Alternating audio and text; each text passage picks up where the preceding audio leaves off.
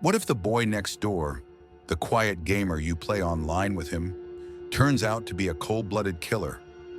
This is the story of Menhaz Zaman, a man who lived a lie for years, and when the truth was about to come out, he did the unthinkable. And the most chilling part? He didn't run. He didn't hide. He told his online friends what he did, step by step, while he was still doing it. This is the story of the infamous Discord killer who shocked the internet community. Let's get into this video.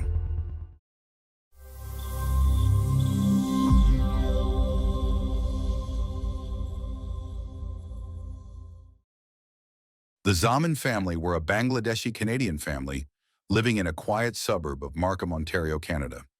They were known in their community as peaceful, polite, and hardworking.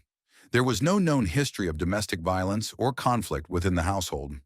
They were seen as a model immigrant family. Feroza Begum, 70 years old grandmother.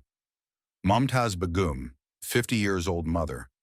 Malaysa Zaman, 21 years old, sister, and Moniruz Zaman, 59 years old father.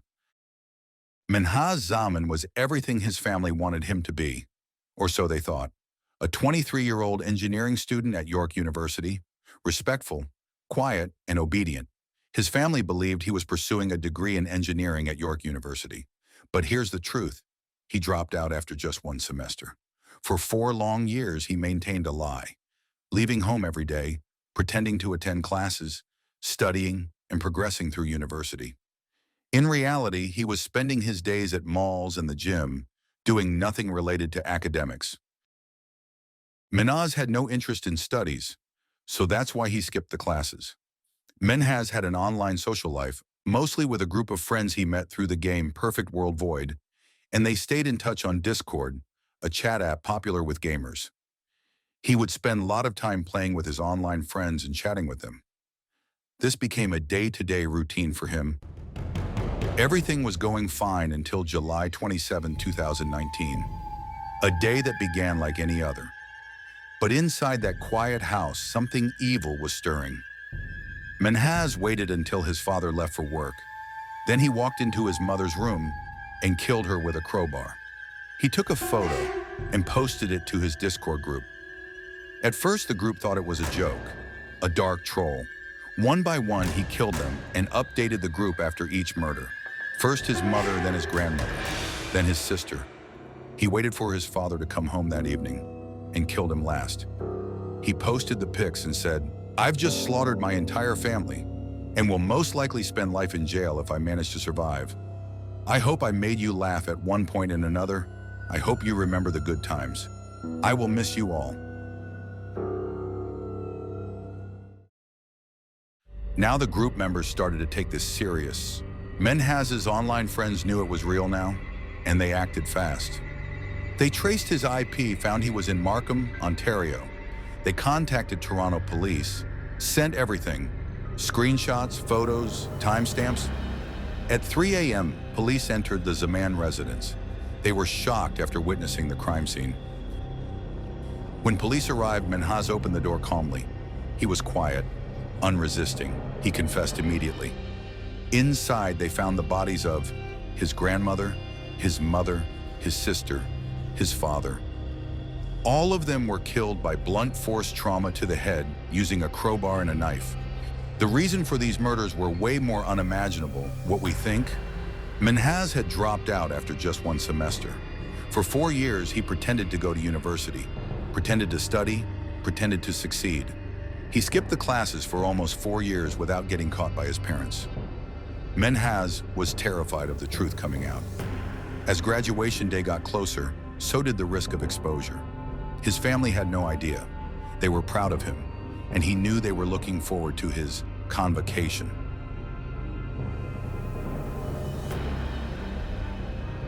He often discussed about his personal problem with his Discord friends. He literally shared everything to them. He even shared his murder plan a few months ago. I started skipping university the first year I entered. It was for mechanical engineering. Believe me, if I could rewind time, I would. But after failing half my subjects, I had to repeat my courses.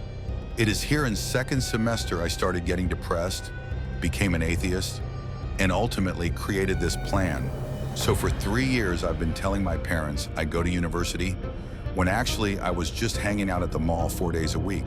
The mall is on the same route as my university.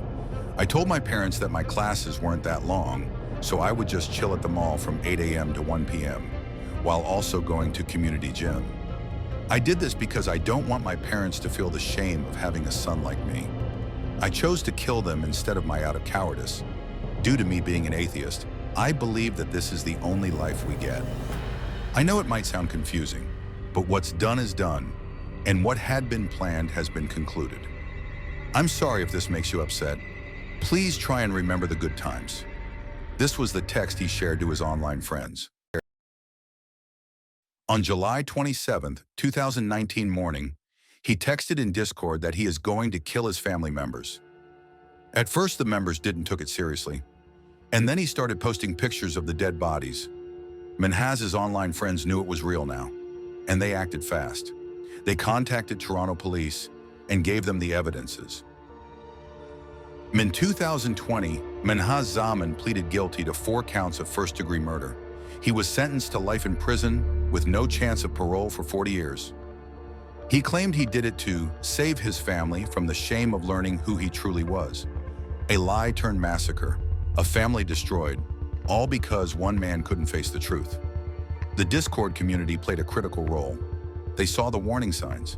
They didn't dismiss it as dark humor or trolling. They acted fast and probably prevented Menhaz from harming others or fleeing. It's one of the rare cases where an online gaming group literally helped solve a quadruple murder.